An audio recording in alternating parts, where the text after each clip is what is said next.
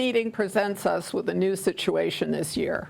Actually, it was a common situation years ago when different departments would actually debate on town meeting floor and explain why they needed funding. I believe it's a good thing that the budget's not cast in cement when it gets to town meeting if there are unresolved differences. Town meeting is the legislative body, and we should decide where the money goes.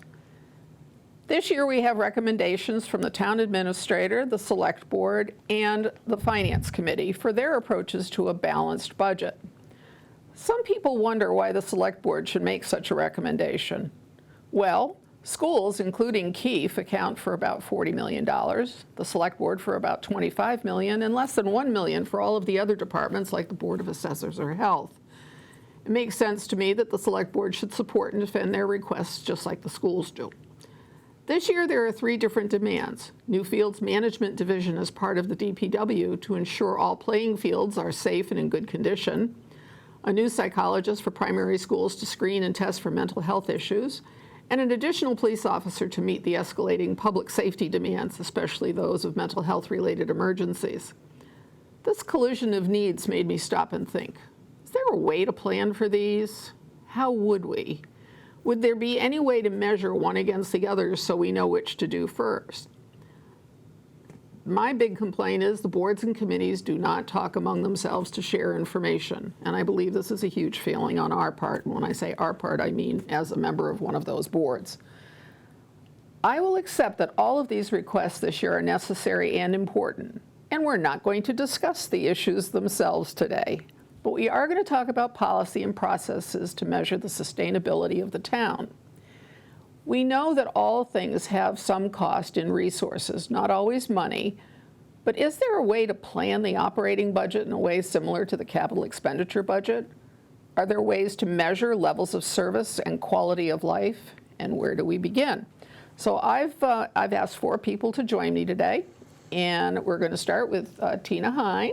Tina is the chair of the select board, and we have Cynthia Listewnik.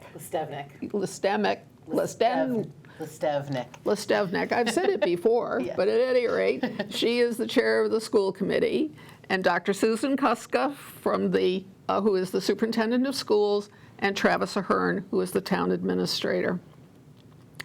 So my goal today is really just a conversation. This is not, I'm not trying to solve the problems of the world or the budget or the town meeting, and I think it's going to be an interesting town meeting.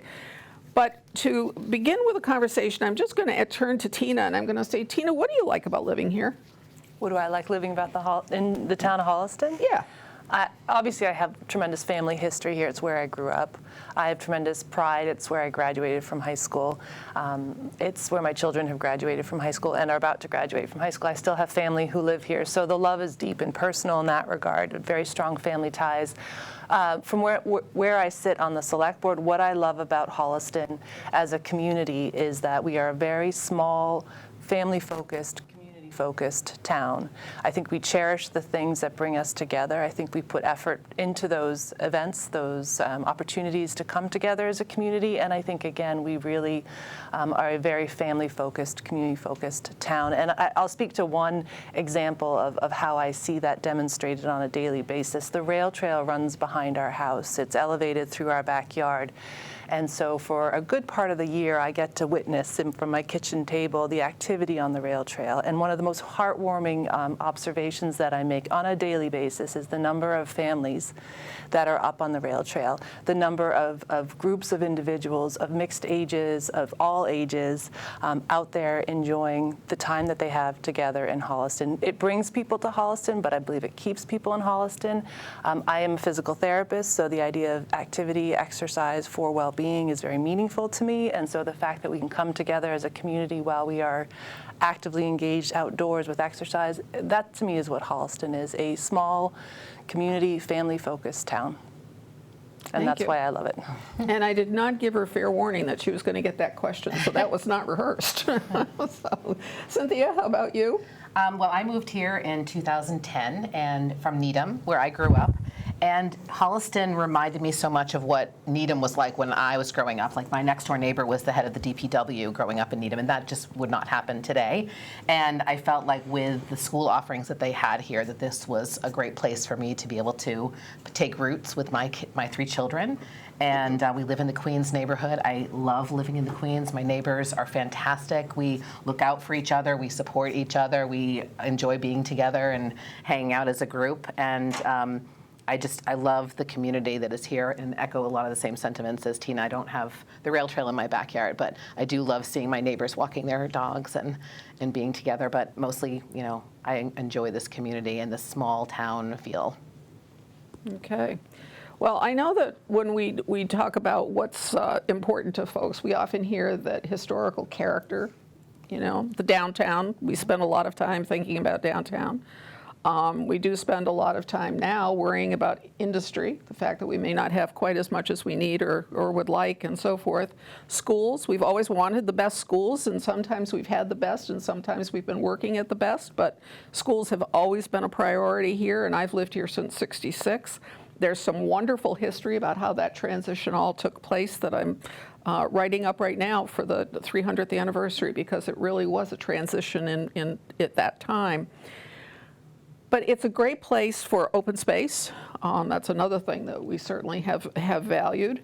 And I think the biggest thing of late, certainly we've been paying a lot more attention to our seniors and the needs that they have. And I think bottom line is that sense of community. Okay, I think that you mentioned community repeatedly, both of you, and I know I certainly would too. And when I was first here, I used to wonder, how are we ever going to get volunteers to do these jobs over and over and over again? How are you going to keep people on, whatever committee, the school committee, the finance committee, the select board? I mean, for what? It's not like they get paid to do it, and it's a lot of work. Well, the fact of the matter is, obviously, we've kept on, and we've done it. The big difference today is that we're increasingly relying on folks like Travis and Susan to do the real implementation of what it is the volunteers and the boards, the elected boards and town meeting want. And I have to think that sometimes that gets a little challenging because we're not always really, really clear about what it is that we want. And I think that this year's, town meeting may help us to do some thinking about that. So Travis, I want to start with you. You brought to this town a process, and I know I'm a big process person and not everybody is and so forth. You brought this process to town that shows, we've got a screen that we're going to show you. It's a picture of the quadrants. I don't know how to explain it, but at any rate, it's the solvency chart. Mm-hmm. Would you just go through explaining what is this and how did that come to be and why did you bring it here? Sure. So in January, we did what is sometimes referred to as a tri-board meeting, where we'll have the finance committee, school committee, and select board get together. It's best practice to do that at least once a year. More frequently is certainly not a problem. This year, I took the opportunity, obviously in my first year during COVID, we didn't see the opportunity. This year we did. We did it hybrid, made it available for people to watch whether they were part of one of those committees or not. Remotely, and we have that up online. So it's based on a process from the ICMA called Evaluating Financial Condition. The ICMA is a national organization for cities and towns, the management of cities and towns. And the Evaluating Financial Condition has a number of different indicators, which we went through, but the overarching theme of it is that there are 4 types of solvency for a city and town to measure itself on. Cash solvency is how it pays its bills. Budgetary solvency is having enough revenue to support its operational costs on an annual basis. Long-run solvency is planning for things that are specific to cities and towns like pension liabilities, OPEB liabilities, and debt. And then the service level solvency is one that, from a financial perspective, is not necessarily as quantifiable. It's essentially saying there are certain things that the schools or the town or any department within the town has to provide as a service level that, whether it is by statute from the state, whether it is, if it's something that they are just legally obligated to do. But then there are other levels of service that the community demands of those departments. And so it's identifying whether or not you have service level solvency. and putting that into the equation. So you might have a balanced budget on an annual basis, but are you providing the level of service that the community is looking for? And if you are not, well, then you may have a balanced budget, and yet you're not providing the right service level. The example I gave in that update to the boards was my parents live in a community in Western Massachusetts that does not have a police department. If you call 911, you get the state police, right? And the average call time is about 30 minutes. If that community were to decide at some point in the future, this is crazy, we need a police department, well, now you have to fit that into your budget, right? And so you have a balanced budget in one year that does not include a police department. The next year, you have to fit that in. There's certain ways that you then have to approach that because it's not so simple, right? There's capital costs of having a building for those people to be in that example, right? It could be, in this example, we have call fire in the town of Holliston. That might be a better example to use in the future. And so cash, budgetary, and long run, we can measure every year, multiple times per year. Service level solvency is really dictated by the community in many cases. And that's really where I want to focus today. It's basically, how do we know whether we are delivering the service level that collectively the community wants, and how do we make it happen? Because you're the how and we're the sort of the what's, kind of thing. So how do you measure quality of life? And how do you measure, I'm going to now move to schools, how do you measure the quality of schools? Is it really that whatever the U.S. reports or News and World Reports comes out, and that's how you know that you have a good school? Or is it something else? I mean, it doesn't seem to me it's quantifiable like that, but okay. Yeah, I don't think it's simple at all. I really think we have to look at multiple data sources, but also anecdotal. What's happening in our schools on a day-to-day basis?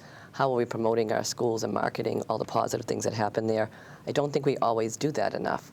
In fact, I was talking with someone on the reporter saying that we need to start having, now that schools are starting to open up more, can we have more inviting people in to showcase some of the things that we're doing? So I don't think since I've been here, we've been able to do that enough. Right. I started, as you know, as interim, and I did not know a lot about Holliston when I arrived here. But since I've been here now almost 2 years, I've come to really love the community.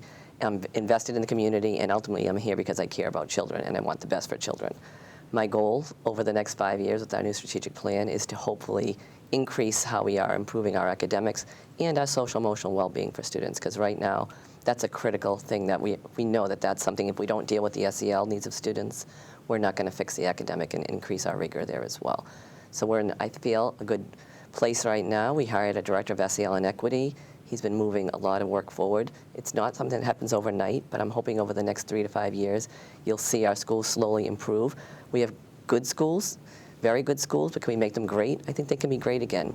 I think COVID has set us back, just like every other town in the nation, but that doesn't mean we can't aspire to bigger and better things as well.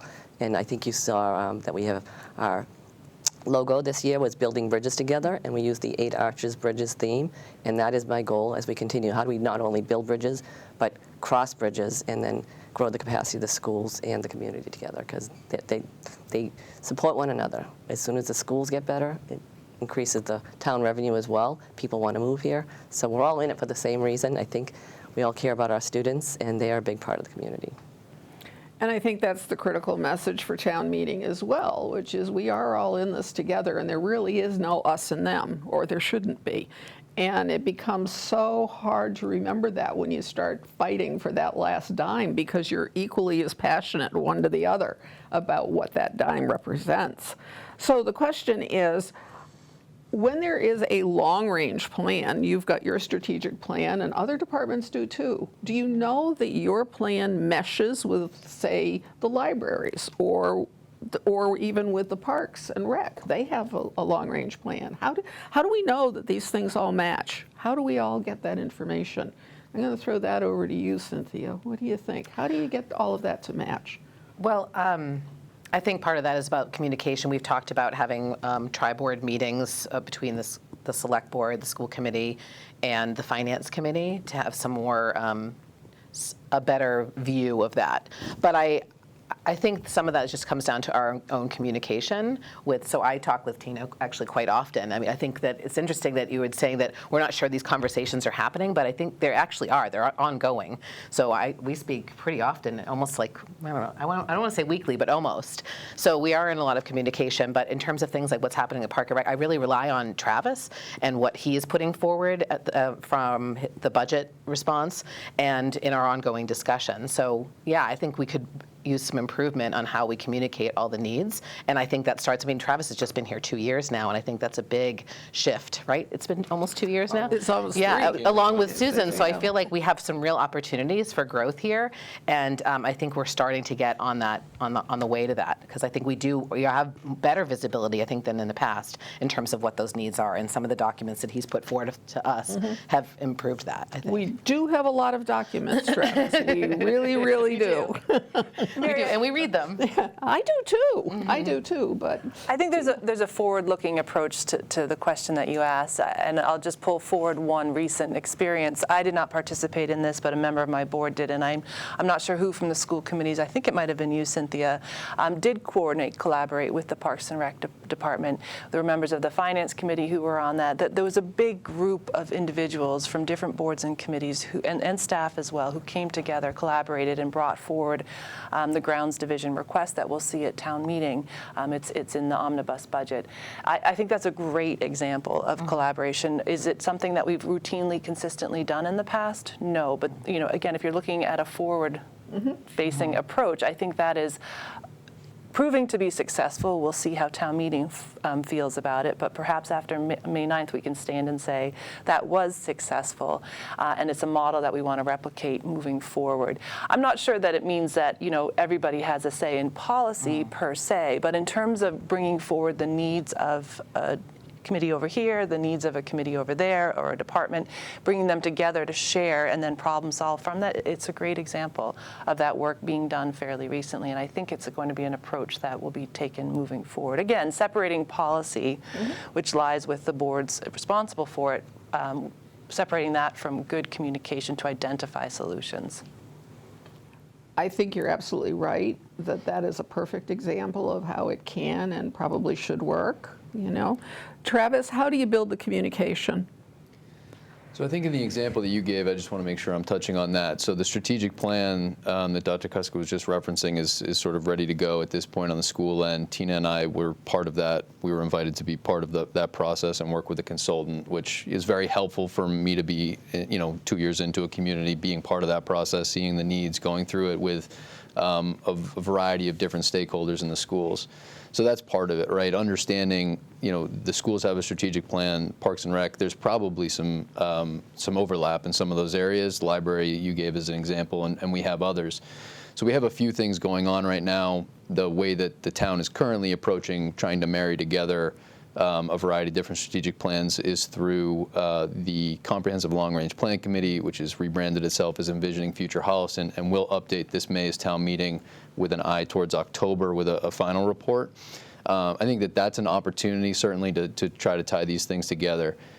From my perspective, just operationally of how I see this, I view a budget document as part of a policy document too. It's prioritizing things within the town, and so you can't separate them entirely, but also not everything is about numbers, right? Some of these things are about what does the community want, and then we have to figure out the numbers. It's not necessarily driven by the numbers. So it's a lot of documents. I think making sure that they all tie together and people understand how they work together is an important thing. Again, the approach right now of Envisioning Future Holliston, trying to bring those strategic plans together, I think is the right one, and ultimately, a process that leads to a joint strategic plan that can take elements from the schools, from other departments, and put us on a path forward as a complete town is a good path that we're on right now. Unfortunately, it's not a complete process. Is that your role? Making sure that all of these parts and pieces come together? Not just myself specifically. I think one of the things that we've tried to do as well in terms of increasing communications, we now have the assistant town administrator / HR director role.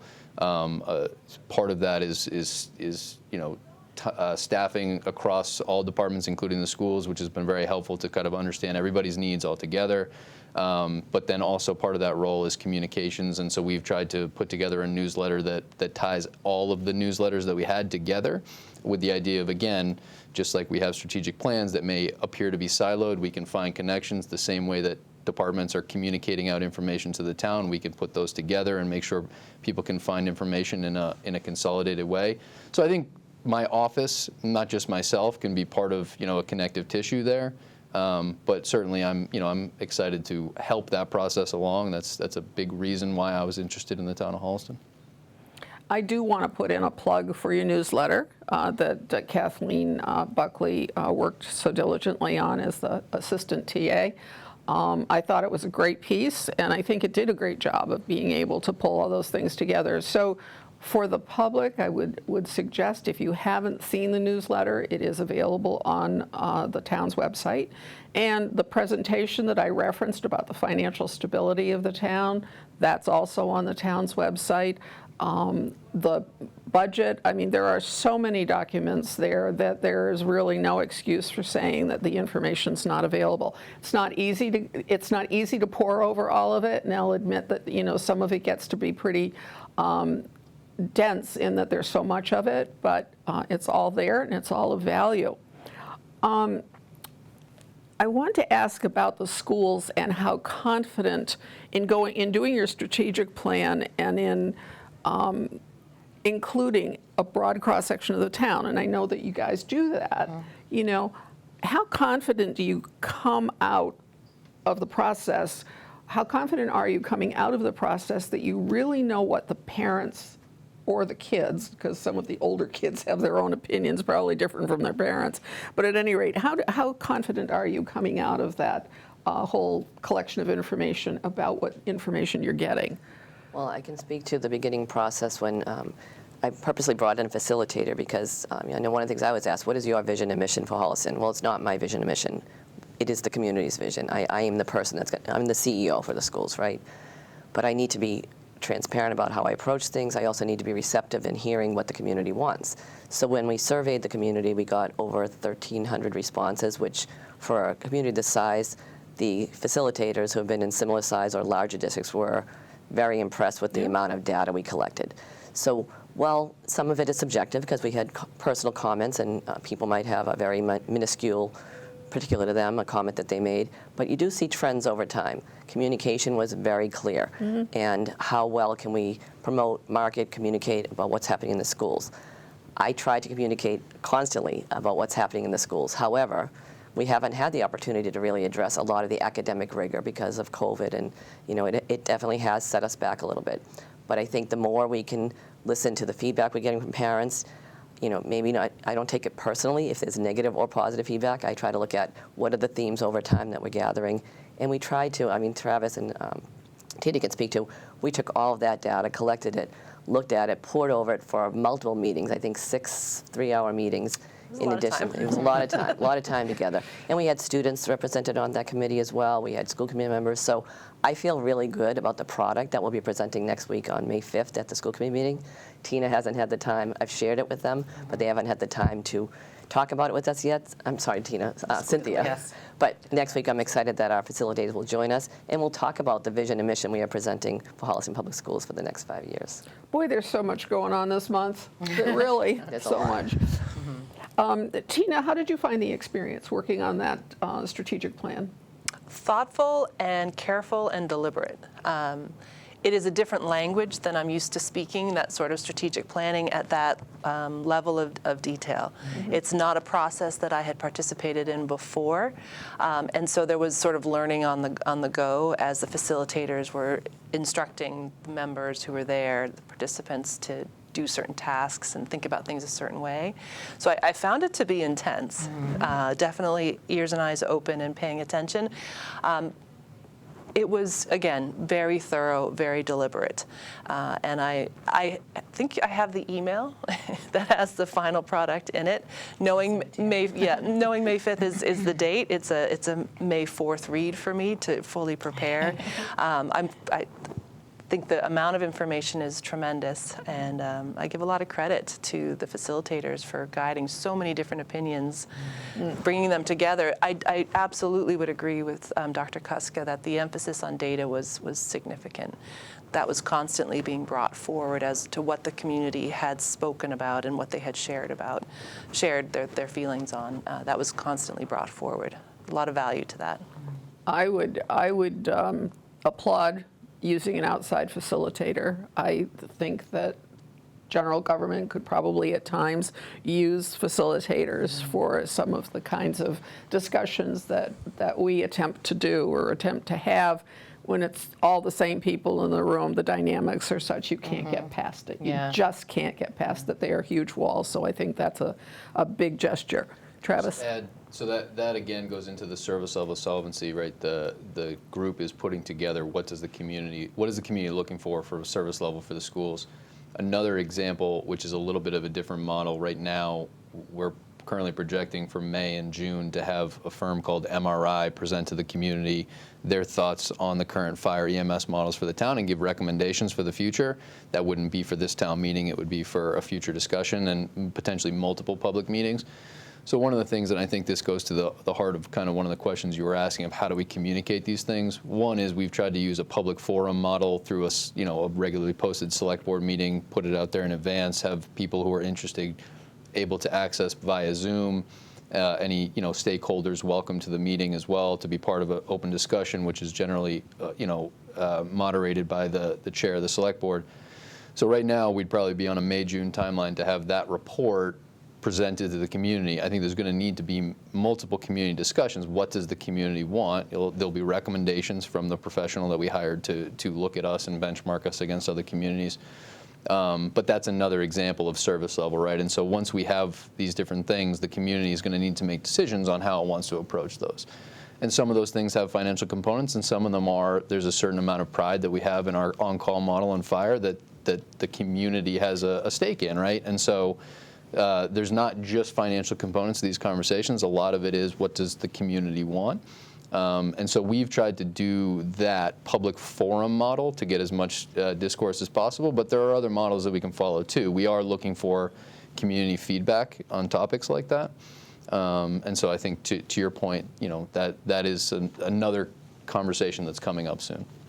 I think that's the hardest piece, getting the information out there, because while I don't have children in the school system, I have a granddaughter, but she's an out-of-district placement. So I don't get any of the information, and as a grandparent, I don't anyway, about what's going on in the public schools anymore. And I used to know so much, and then all of a sudden, poof, it's gone. And it's kind of disquieting that you really don't know. And then it kind of leaves you open if somebody makes some snide comment about something or you hear some backroom chatter, you have no way to rebut that conversation. So I look personally for ways in which to communicate beyond your universe of parents, and go to those other people who don't have kids in the schools. And right now, let's face it, you're getting outnumbered in terms of people who don't have kids in the school by virtue of aging and so forth and so on. Right. And so when it comes to need, if you needed, additional revenues or you needed an override, boy, this audience out here doesn't know, and that's not the time to be telling them, because that's just looks like all you're doing is trying to sell a product. You're just trying to sell the override or whatever. But I feel like there's a real gap in terms of my knowing what's going on in the schools that I used to know a whole lot about. Right. And I don't know how to fix it. Right. I don't know how to fix it. I wish I did. We used to have a community newsletter that I remember that. Used to come out twice a year. Yeah, that but was sent to every single. So long. It was so Yes, long. That It was sent so to big. every address, right? Yes, it was. It was wonderful. So there was for that, right? So Yeah. there is that. We do publish a newsletter that comes from the school committee that goes to the Holliston Reporter usually, and they're great about covering our They're meetings, wonderful. and so that's a good avenue. But we also are available. I mean, people email me all the time to ask questions about budget issues, or I heard this from, just exactly what you're saying. Yeah. I heard this from a friend, and I'm just not sure if that's actually how that money was spent, and could you just give me more clarification? And we're all available to do that. So, but I think you're right. I mean, I think hard. it is hard, and everyone's attention is at, is it on is Facebook the right place? Is TikTok the right place? Is Instagram the right place? I mean, where do we go from there? So the information is out there. I think we are reworking our website to make that more user-friendly. That could be helpful too, but you're right. I mean, I think there is some growth there in terms of how we communicate with the broader community, but we also don't have access to every single person's email address either to send it right directly in. Yeah. So it's there. How we put it out there is a good question. It's just like Travis. And we're happy to have more meetings with you here. Like, for example, we talked in the fall about having Jerry L. Vernay come and discuss the work that he's doing in terms of SEO. And we still want to do that. Yeah, and I think that would be one opportunity at least to see what this person is doing in our district. So HCAT's beginning to feel like, sort of the focus or the central place to get information at the moment, because unlike in the past when we literally had 3 different newspapers covering this town, right. I'm going through old news clippings for the 300th anniversary, and I'm sitting there thinking to myself, we used to complain, Holliston's not getting enough ink. We want to see more about Holliston in the newspapers. We had no idea what was coming down the path, to go from lots and lots of information, correspondence in newspapers, in 3 different newspapers, okay, regularly. Weeklies, dailies, and one of the papers was a twice daily. So, I mean, it's like, wow. I've got totally different world. It is totally different, and yet we used to complain. So, so sorry. So sorry. You just never know what you're causing, I suppose, by your complaints. Tina, did you have something you wanted to add? You started the hour here with talking about process, and I would just come back to that for a moment on this particular issue, which is to say there's a structure in place that has every board and committee running liaisons with other boards and committees. It's a role that I take seriously. I will say the time commitment to do it well is significant, and I fault nobody for not fully embracing every one of their liaison assignments every single day. However, that structure is there for that communication and understanding. So there's no surprise for me when the school committee submits its budget. There's no surprise to me when they start talking about what's going to be in that budget, because through the liaison role, I'm liaison for the select board for the schools. I have a level of understanding. The more work and effort I put into that liaison role, the better my understanding. So can be an issue when you have overworked, busy people. Yeah, that's the problem. But the structure does exist, and with election season coming up, that's something to consider. That you're choosing elected officials who are willing to put that time in, because that is one place where you get that cross-board, cross-committee understanding of what is significant in another department's budgets or needs. But how do you get that information out and back to the public so that the public understands what it is, what's going on, and how do you, that's the challenge. And you've talked about the tri-board meeting. And I'm here to say that you've been talking about it collectively or independently or otherwise for a long time, even before Travis got here, So I think at some point what I would be excited to see is a schedule for tri-board meetings. They're going to meet, I don't care if you just say you're going to do it once a year. I do care, but I'll let, We used to do what was called an all boards meeting. This was in the 90s, and this was because of, where I came from and what I was doing, where we would literally take over the big room at the senior center, and everybody, all of the committees came, and it was before budget time. It was before we started the budget, so that we would all talk about what are we seeing, what's coming ahead, what are we looking at, kind of like this whole budget generates now. You've got a new division that you want to do for grounds. You've got a psychologist that you need, and you've got a police officer that you need. All of those were sort of warning signs. Those didn't just happen yesterday. You all knew those were happening somewhere along the road. So it's a matter of sharing all of that at least across the aisle at least once a year. So I would just put in the plug for some sort of all board communication, and then beyond that, those tri-board meetings I think are probably very critical.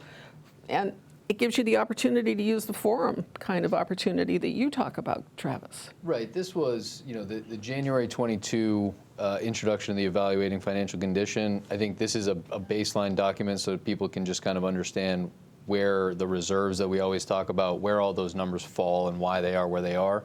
I think you can do a number of different things from that, where the community wants to have the discussion, where the boards want to have the discussion, and certainly the select board, school committee, and finance committee are not the only stakeholders in that discussion. It's a starting point, and we did have a number of different other boards represented via Zoom. And we, hopefully we can get back to a place where we all are in the same room. Right now, we're utilizing Zoom, and it's, quite honestly, we are getting some pretty good participation comparatively to before. I don't know that I see Zoom out of our lives. I think our IT director would love if it was. It's a bit of a burden, but at the same point, it's increasing engagement. But I would say what we could do from that perspective now, that the financial condition, that was a presentation of the town administrator to boards and committees with less discussion back and forth. The next focus can certainly be more on the discussion, and we can go different directions with it. We can benchmark that data against other communities, because all of that data was pulled from a state system that you can pull, your neighboring communities and see where do we stack up in these areas. Or you can go in a completely different direction, right? So you mentioned some of the performance metrics that you would look at for a school of how do you measure a school's performance. We have similar metrics on the town side, right? The volume that we see through IT, public safety, whether it be call volume for police and fire. We have similar things for permits that run through land use departments. And then we have other types of targets that we have in our finance departments. We want to move all bills on the treasurer collector side to online. What is our current % of bills that we're collecting in person versus online, right? We track all of these different things. Certainly we could have a discussion among groups of where do we want those targets to be, what should we be focusing on from a service level perspective or for efficiency perspective, right? If we can save here, then we might have the opportunity to talk about new services somewhere else. DPW has a million different things to measure.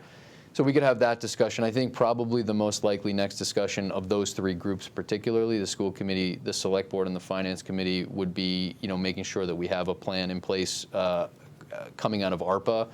We've done a few things through ARPA that we know we need to have a long-run solvency outlook for, and I think that's probably a discussion that will put us all in the room next, and we can schedule that as soon as possible. Right now, I think we're all in town meeting mode.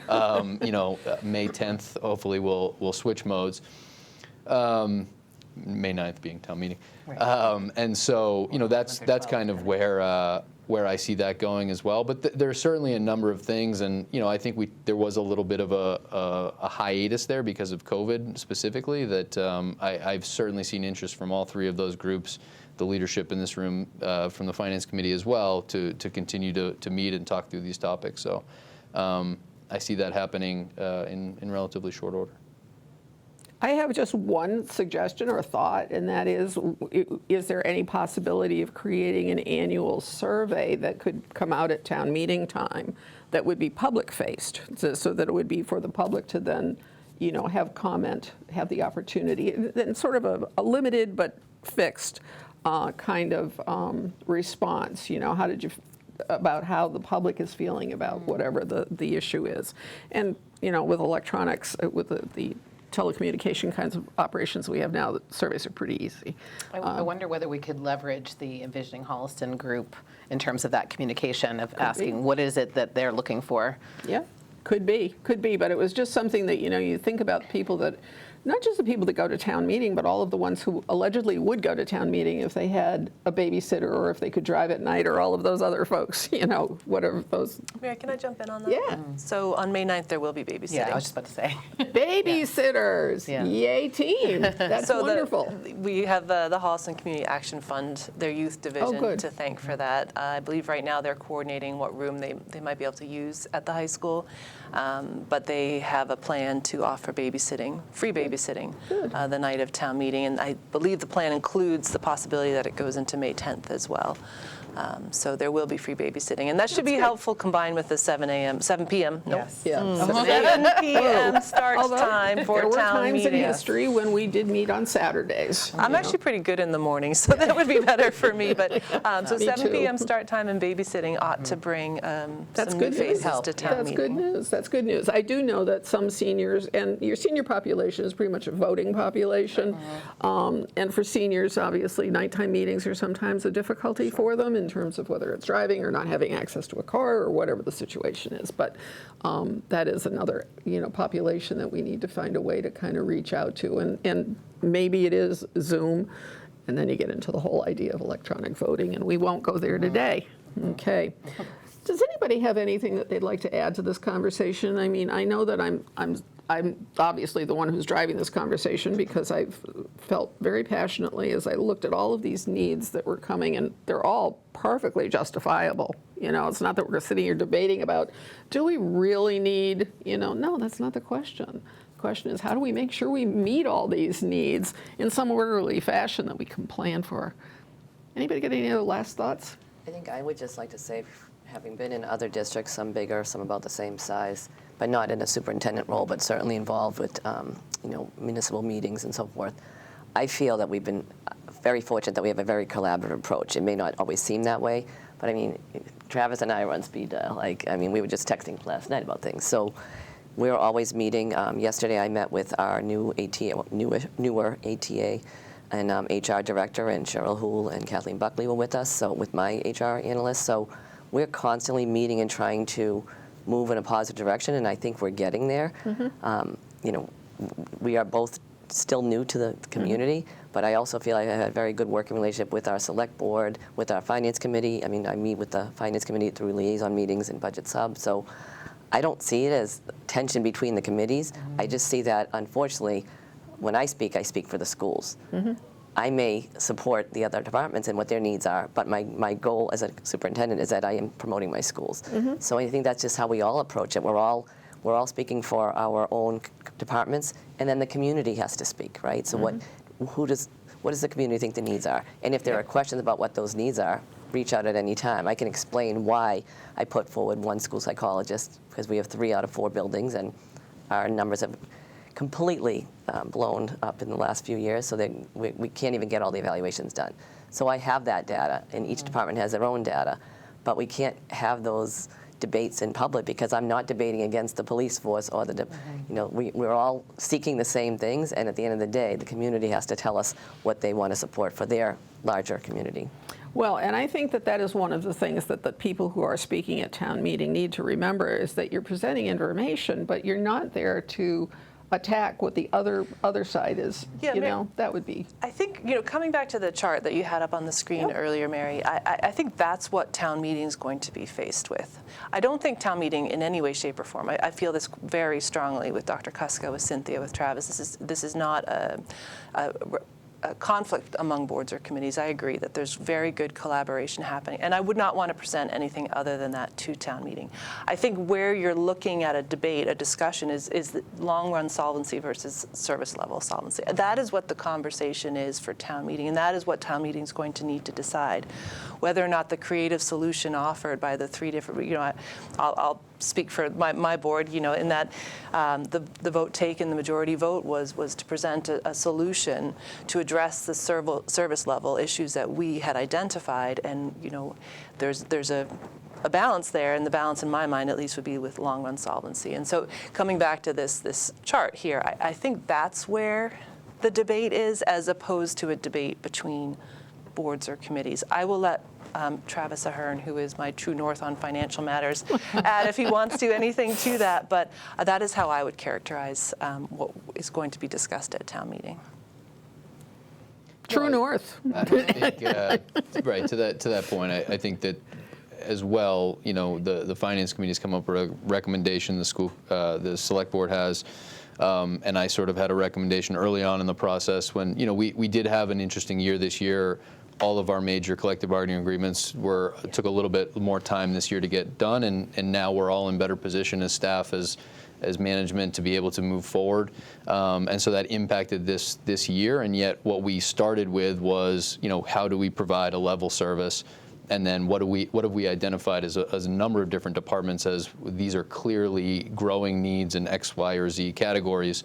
And so, the Finance Committee has balanced it, and one of their priorities is putting money aside for capital. And so the Select Board has put together a proposal that, sort of limits that to allow us to meet their goals.